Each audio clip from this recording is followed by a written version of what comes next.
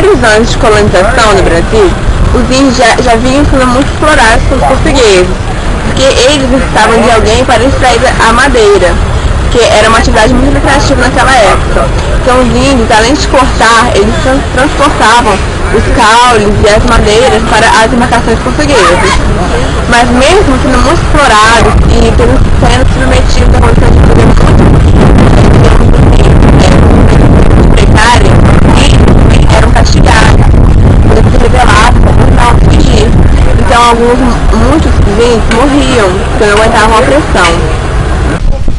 Ao mesmo tempo que os colonos queriam trabalhos indígenas, os jesuítas queriam catequizá-los e contrariaram os colonizadores, dizendo que a alma deles ainda podia ser salva. Assim, uma carta regida autorizava a escravidão de índios presos em guerras justas.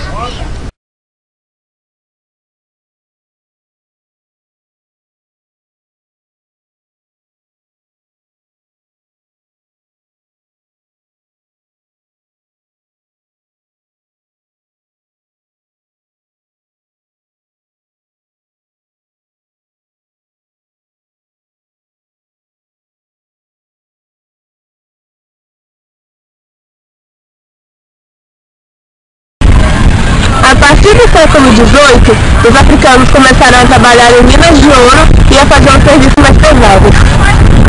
Já a mulher escrava, além de trabalhar com casas e outros mais, trabalhava com o trabalho doméstico, limpando as casas de damas e outras mais.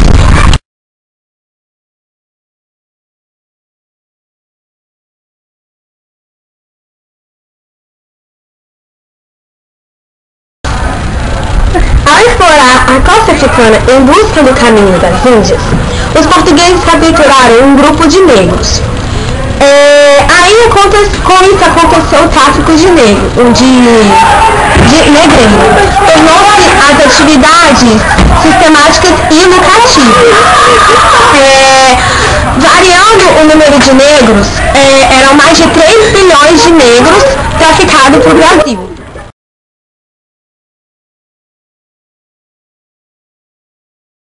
Estamos aqui com o presidente da ONG da Casa da Memória, o nome dele é Luiz Paulo, e ele vai nos dizer um pouco sobre o trabalho na época da colonização do Brasil. Então, colonização do Brasil, nós estamos falando de 1530, 1500 e aqui no Espírito Santo, 1535. O Vasco Fernandes Coutinho chegando aqui em maio, 23 de maio. Bom, qual era a mão de obra dessa época? No primeiro momento, para a colonização do Brasil, a mão de obra veio dos degradados. Quem eram os degradados? Eram as pessoas no governo português que não eram simpáticos ao governo. E aí, quando o rei de Portugal dividiu a capitania, a Brasil em capitanias, houve uma oportunidade de pegar os degradados que eram presos, mas na verdade não eram presos comuns, eram presos que tinham dinheiro, né? Só que não eram simpáticos ao governo português. Então o governo português definiu o seguinte: leva esses caras para as capitanias hereditárias, para esse país aqui, que era mato puro, e aproveitar não só o dinheiro que eles tinham, mas também os seus servos. Então, o início, quando chegou aqui, Vasco Fernandes Coutinho, em 1535, as primeiras pessoas que ele trouxe para trabalhar, para montar a igreja, primeiro a igreja, e uma casa da colônia, e as casas para eram os colonos portugueses. No início, então, eram colonos portugueses que começaram a montar a pequena vila aqui, exatamente onde nós estamos. Posteriormente, o trabalho começou, existia dentro da igreja, dentro dos jesuítas, já formados em 1539, a pegar os índios, fazer uma catequese dos índios, e esses índios começaram a ser usados pelos portugueses como mão de obra escrava. Então aqueles índios que não eram transformados em escravos ou civilizados, entre aspas, né? Esses ficavam nas matas, eram guerrilheiros, né, com os portugueses e acabaram morrendo, né, grande parte dos indígenas brasileiros. E os outros, eles se adequaram ao sistema de capitania e ao sistema português. Então, no primeiro momento, os trabalhadores eram colonos portugueses, depois foram os índios.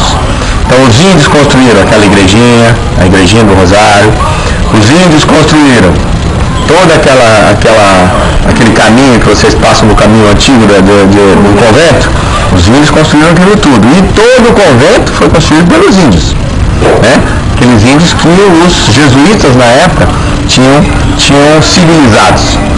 Então, o início do trabalho no Brasil foram pelos colonos e posteriormente pelos índios. Os escravos chegaram bem mais adiante, bem depois de 1600, 1700 começaram a vir as grandes levas de escravos.